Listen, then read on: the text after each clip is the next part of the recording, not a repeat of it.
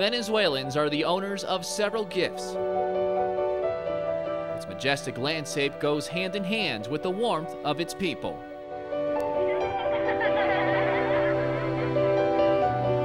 All share the same love for a land they call their home. However, a regime turned a socialist idea into a nightmare that resembles something of the story between Cain and Abel. Here's a quick synopsis paraphrased from Human Rights Watch. In April of 2013, weeks after the death of longtime President Hugo Chavez, his hand-picked successor Nicolas Maduro won a narrow victory in an election many viewed as corrupt. The controversy over the results touched off street demonstrations and counter-demonstrations, which led to at least 9 deaths and dozens of injuries, as well as excessive use of force and arbitrary detentions by security forces. Since then, under President Maduro, the accumulation of power in the executive branch and the erosion of human rights have enabled the government to intimidate, censor, and prosecute its critics.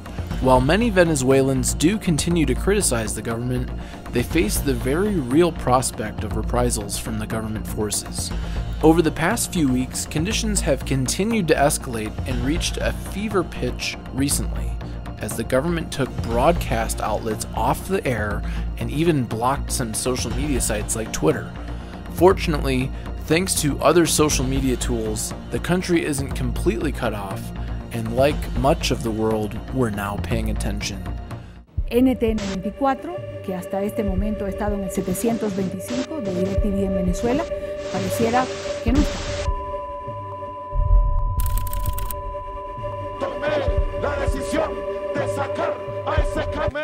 La decisión de sacar a ese canal fascista fuera de las cableras venezolanas, que se vaya con su veneno al diablo. Fuera del aire.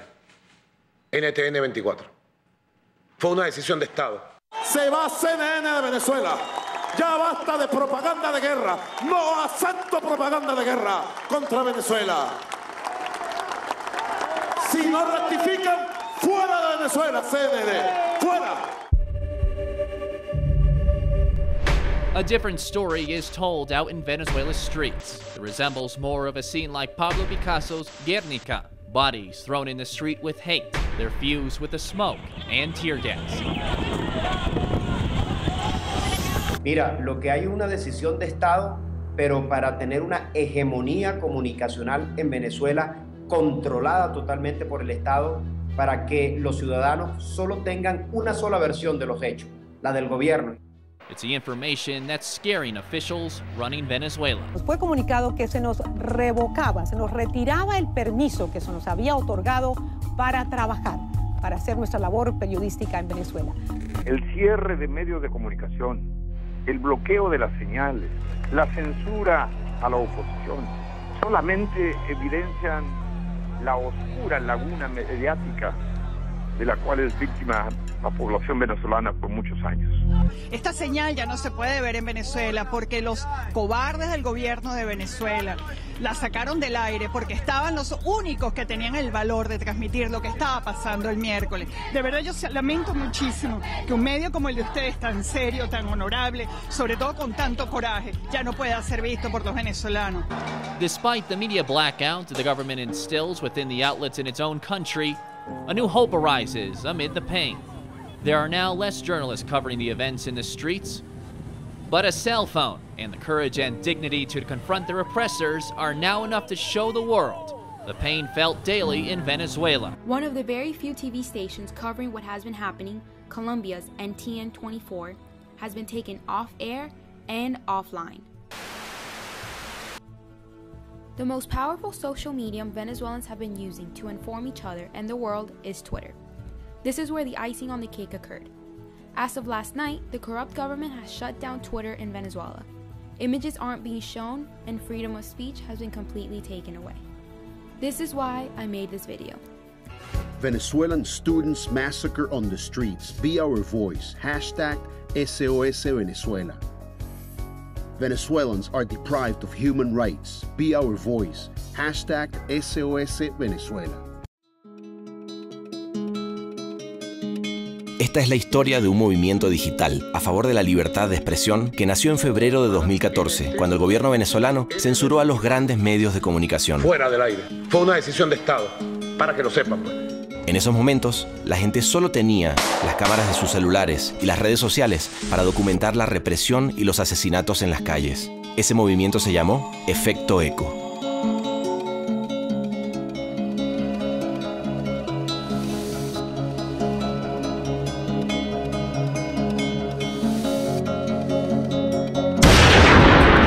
El efecto eco se produce cuando una persona toma el tweet, post o denuncia de alguien que necesita ser escuchado y se graba a cámara para que otros oigan sus palabras.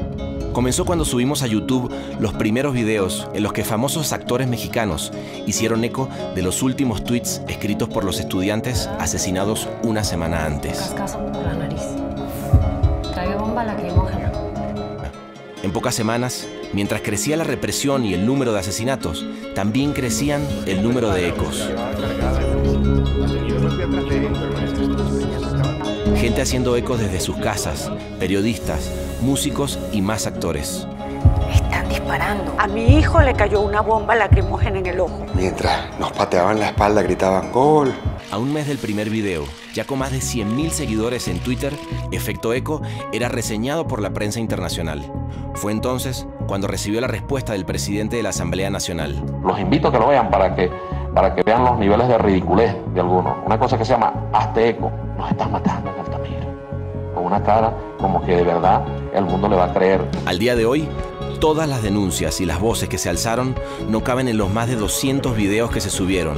Y aún nadie ha sido juzgado por lo que sucedió. Pero quedan varios testimonios en YouTube de un pedazo de la historia de Venezuela que de otra manera estaría olvidado en un timeline.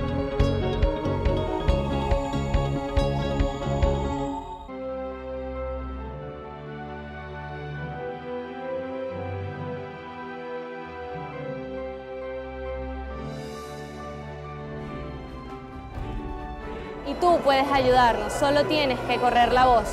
Comparte esto con tus familiares, amigos y compañeros. Los venezolanos te necesitamos. Por favor, únete a nuestra lucha.